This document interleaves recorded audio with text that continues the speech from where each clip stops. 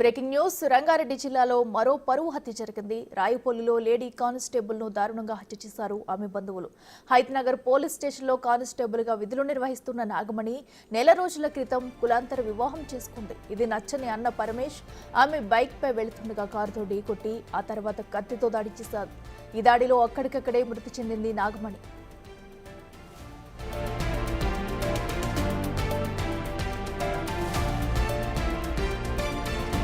కొన్ని రోజుల క్రితం ఎస్సీ సామాజిక వర్గానికి చెందిన శ్రీకాంత్ అనే వ్యక్తిని పెళ్లి చేసుకుంది నాగమణి. అప్పటి నుంచి హైత్ నగర్ లోనే ఉంటుంది ఈ జంట.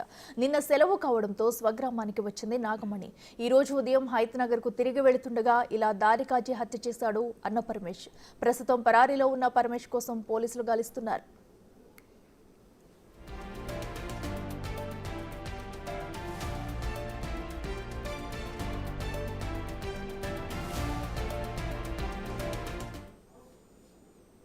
ఇదే అంశానికి సంబంధించి మరింత సమాచారం మా ప్రతినిధి సురేష్ అందిస్తారు. సురేష్, చెప్పండి, కులాంతర వివాహం చేసుకున్నందుకు ఆమె అన్ననే నాగమణిని హత్య చేసినట్టు కూడా మనకి తెలుస్తుంది. అసలు ఏం జరిగింది, డీటెయిల్స్ ఏంటి?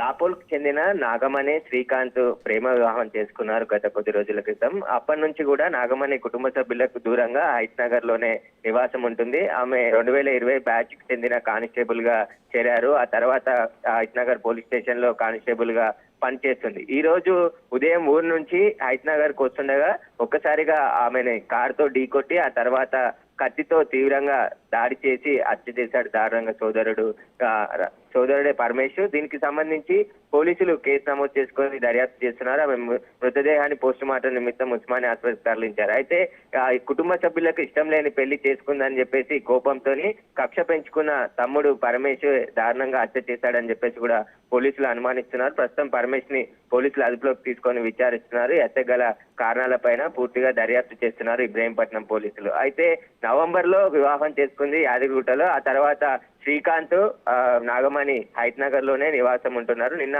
ఆదివారం సెలవు కావడంతో ఊరికి వెళ్లి ఈ రోజు తిరిగి ఉదయం డ్యూటీకి వస్తున్న సమయంలో ఆ పథకం ప్రకారమే హత్య చేశారని చెప్పేసి కూడా పోలీసులు అనుమానిస్తున్నారు. అయితే కులాంతర వివాహం చేసుకుంది, అబ్బాయి ఎస్సీ కమ్యూనిటీకి చెందిన అబ్బాయిని పెళ్లి చేసుకుందని చెప్పేసి కూడా వారి కక్ష పెంచుకొని సోదరుడే అత్య దారుణంగా సోదరుని హత్య చేసినట్టు పోలీసులు అయితే కేసు నమోదు చేసి దర్యాప్తు చేస్తున్నారు. అయితే సురేష్, మరి వీరి వివాహం జరిగినప్పటి నుంచి కూడా అటు నాగమణి తల్లిదండ్రులు కుటుంబ సభ్యుల నుంచి ఏమైనా ఇప్పటివరకు ఏమైనా ఒత్తిడి వచ్చిందా? అసలు దీనికి సంబంధించి నాగమణి భర్త ఏమైనా ఇప్పటివరకు అప్డేట్ ఇచ్చారా?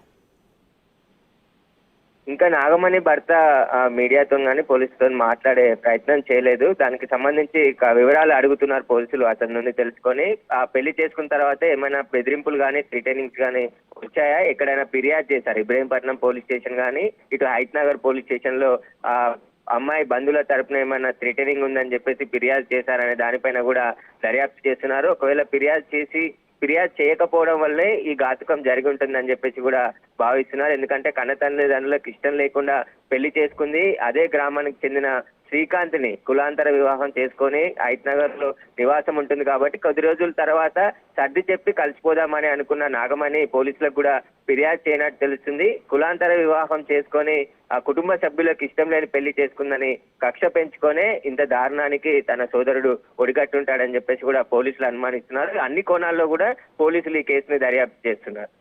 Right Suresh, thank you.